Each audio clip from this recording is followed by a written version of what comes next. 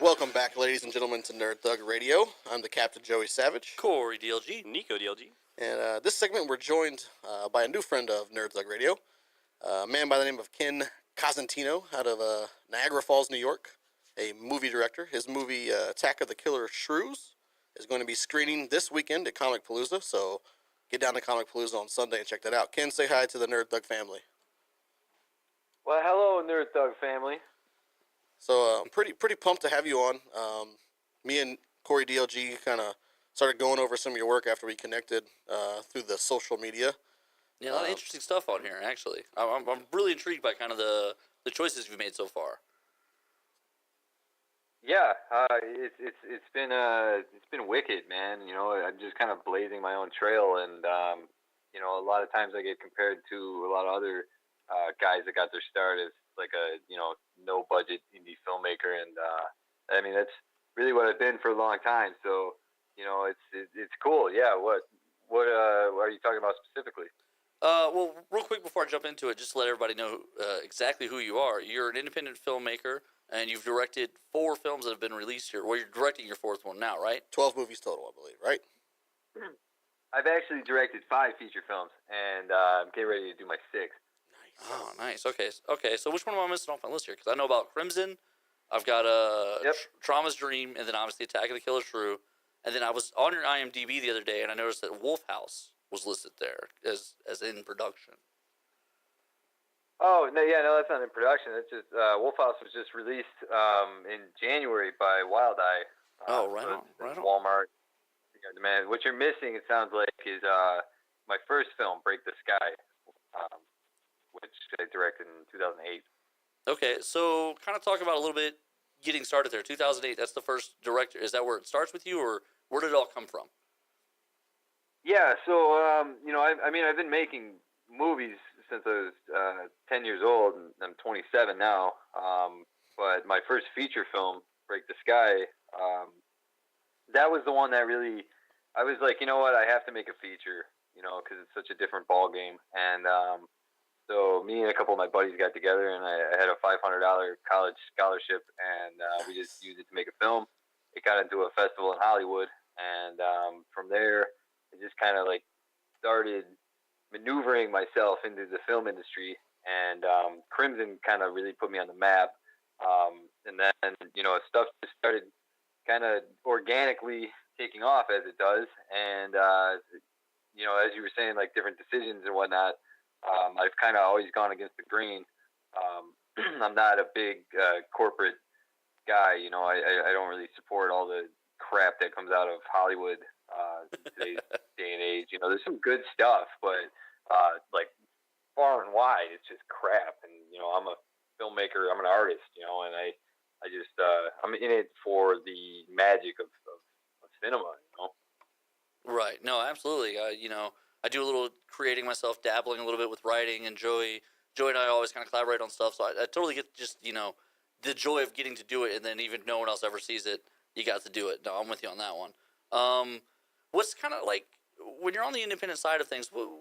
How does the release process work? Like when you want to try and do something like this, you kind of have to shop it to every single place you want to go to, right? Yeah. So I kind of have that end of things down like superbly on this today, but I mean, typically if you're just starting out, your film festivals are the big thing. It gets your work seen, and collecting laurels and stuff just adds credibility.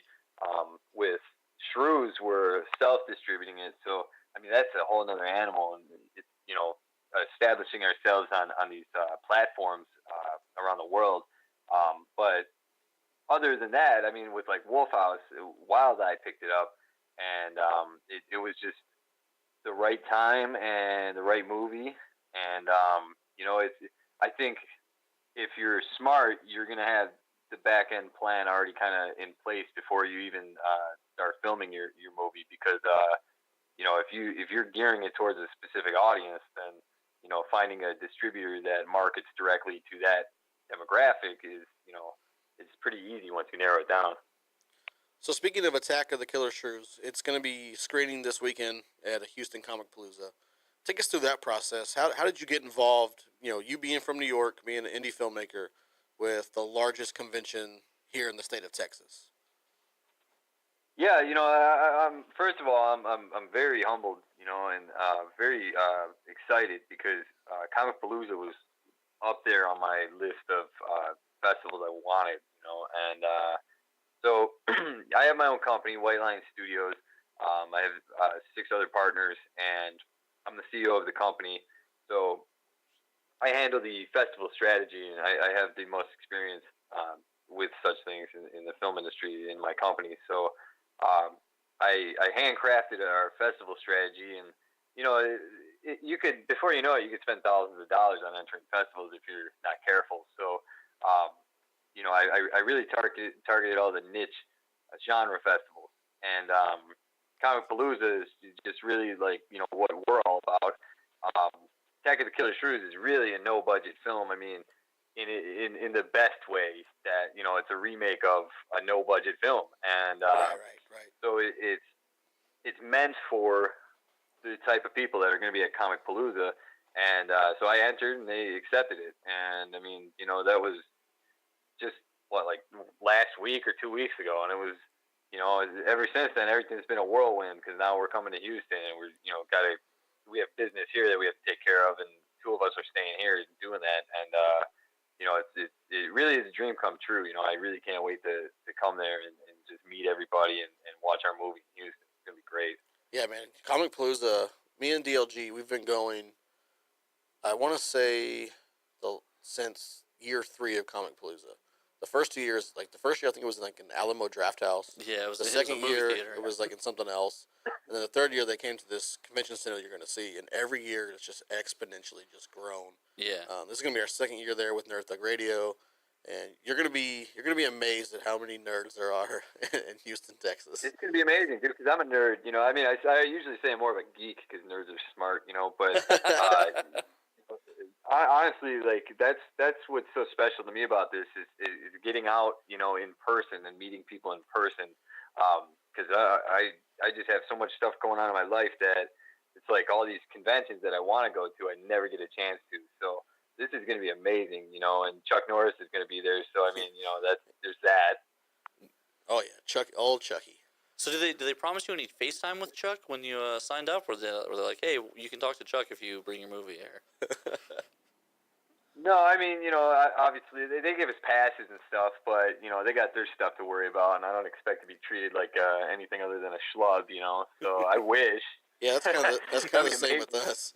But I don't even know if I'm gonna have time to wait in line to meet him. So I guess I might have to settle for just seeing him from a distance and breathing the same air as him, I guess. Yeah, we're doing media for Comic Palooza, obviously, and in the little packet they give us, they're like, you're not guaranteed interviews with anybody or, a seat at any one of the panels. It's like, oh, okay, well, I guess we're just getting in for free and just doing what we want to do. Like, I guess we'll just have to flash the pass to everybody. But just take a tip out of the Hey, deal. man, you guys you're more than welcome to hang out with us while we're there anytime, perfect. And just kind of like, because we got a little posse, and we're my company. Once you meet them, you'll see they're just a ball to hang out with, and each one of us has our own expertise in our own field. So, for example, like my partner Baird is a stunt driver, and he's done a bunch of big movies as a stuntman and stunt coordinator, and so it's like you kind of get the whole feel for it, except that we're just regular, average, everyday people. We're not untouchable like a lot of the people that are there. Well, him and Corey DLG will get along very well. That's He's true. been in plenty of car accidents to be a stunt double. That's so true. They can share some stories. I'm a master stunt driver at this point. Let me ask you this: so you kind of work with the same crew of people over and over again, kind of a la Christopher Nolan and stuff like that. That's on purpose, right? It's like a comfort thing, right?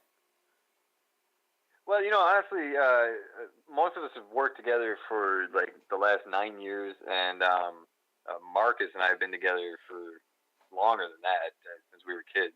And it's just kind of like it happens out of necessity. You work with somebody and they do such a stellar job, and you just want to keep working with them, and like especially if you guys are friends. And there's no joy in life like making a movie with a bunch of people that you love to hang out with. It's the most fun in the world. And so we said, you know what, we had a company, but then we partnered up with a bunch of other people that, we were already working with over and over again. And we decided, why don't we just, aim our focus, all have the same vision and just run with it, And yeah, it's definitely out of comfort, because number one is you never know who you could trust, whether it just be in the world or in the film industry, especially because there's just a lot of evil out there. Number two is, we have to depend on each other for a lot of stuff. And, these are the most dependable people I know. We go to war together time and time again. And just to be the captain of that ship is for me is like the highest honor, and, sometimes we'll have a set with 50 people on it, and stunts and just so much stuff that's got to be coordinated, but it always goes off like clockwork because I know that I can count on my guys for it. So I wouldn't even go out and look for anybody else, and we kind of have like a very for us it's a prestigious club, so anytime that we invite anybody in, it's a big deal. You got to haze them, right? You do like a drinking challenge or something. Yeah. Who can No, drink you're a gallon of absolutely milk? right. We there is an initiation. Yeah. Well, Ken, it's been great talking with you. We're gonna wrap it up here real quick, but we're gonna see some more of you this weekend at Comic Palooza. So Nerd Thug family, look out on the YouTube. We're gonna film some stuff when we're down there. And once again, the movie Attack of the Killer Shrews is going to be premiering or screening this Sunday at Houston Comic Palooza. There's still time to get your tickets. Ken, any last closing words before we get out of here? Yeah, you shrews, you lose. Nailed it. All right, thank you very much, Ken. You have a great day, man. All right, guys, have a good night. Nerd Thug Radio. # talking nerdy to you.